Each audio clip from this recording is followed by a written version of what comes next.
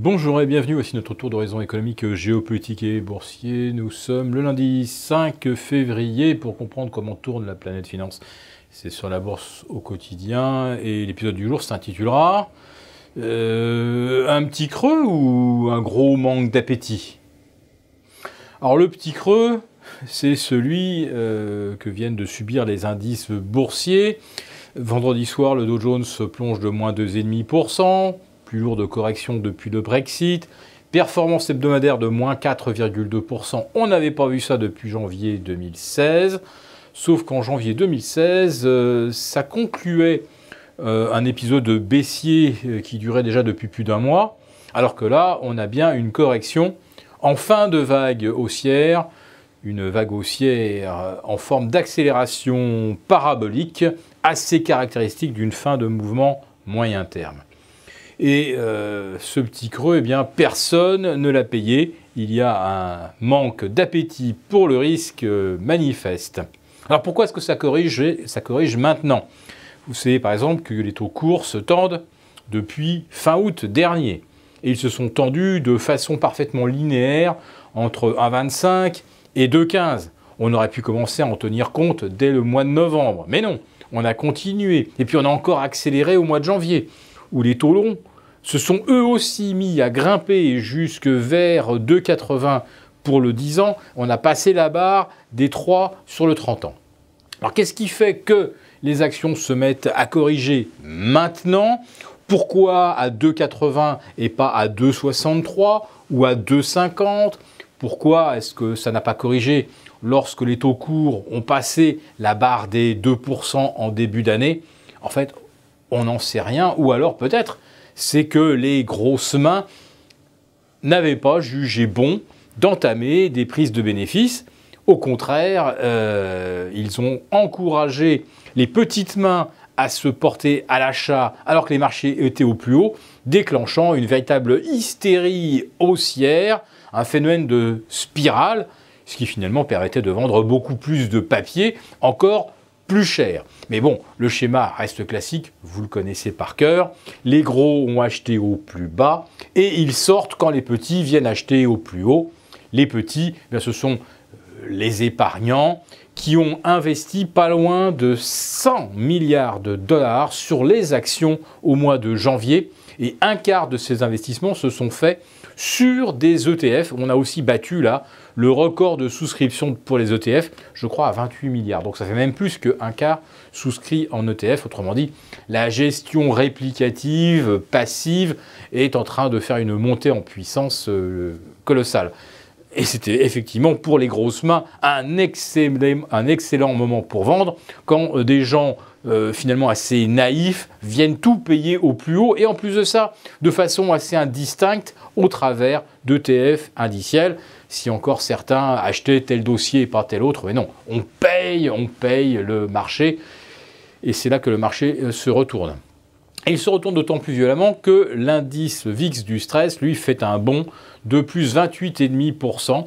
On le retrouve à 17,5%. Ça correspond à un quasi-doublement depuis la mi-janvier, où il se traînait entre 9,40 et 9,50. Alors c'est vrai que là, on était en dessous des plus bas historiques. À 17,5, eh bien on revient tout simplement à la moyenne historique. Ce n'est pas encore une situation de crise. Alors c'est vrai que la hausse paraît impressionnante en l'espace de 3 semaines, mais globalement, on retrouve une situation assez normale.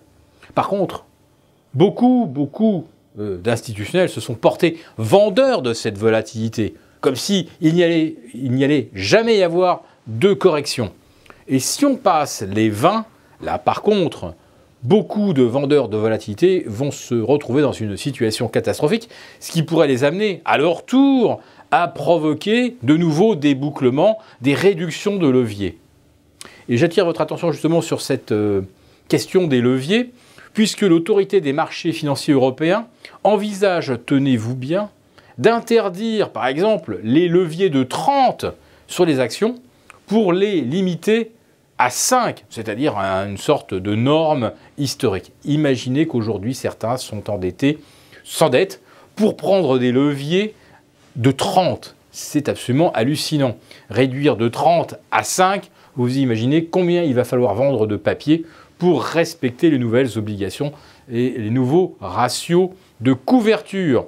Autrement dit, ce dégonflement brutal des leviers peut provoquer une correction des marchés d'une ampleur tout à fait inconnue depuis des années, peut-être depuis 2008. Et puis un autre aspect sur lequel je veux attirer votre attention, c'est que la taxe réforme rentre en vigueur cette année. Alors on le sait depuis décembre, on aurait là aussi pu se dire depuis décembre, aïe aïe aïe, les déficits vont se creuser. Pourquoi attendre finalement fin janvier, début février pour le prendre en compte?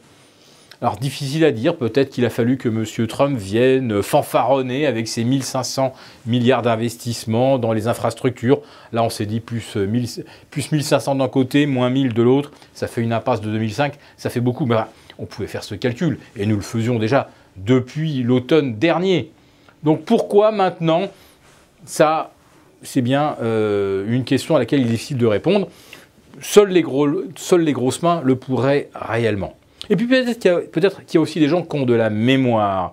Figurez-vous qu'en 1987, le krach est survenu alors que tout le monde était à l'achat sur les actions, qu'il y avait des leviers et d'énormes encours de position à crédit, alors qu'il y avait des ordres monétaires, on est en plein dedans avec un dollar à 1,24, et en plus de ça, 1987, eh bien, c'était l'année qui a suivi l'annonce de la première grande réforme fiscale Reagan, celle qui avait allégé les impôts des plus riches déjà.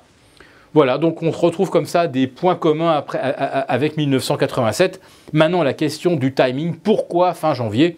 Peut-être parce que tout simplement, on est arrivé au bout de l'impulsion parabolique haussière. En tout cas, comme nous le disions vendredi, soyez bêtes et disciplinés. Tant que le marché ne rebondit pas, vous n'y touchez pas. Et si jamais ça rebondit, c'est pour gagner 4 ou 5% sur des titres bien ciblés, mais surtout pas de l'indiciel.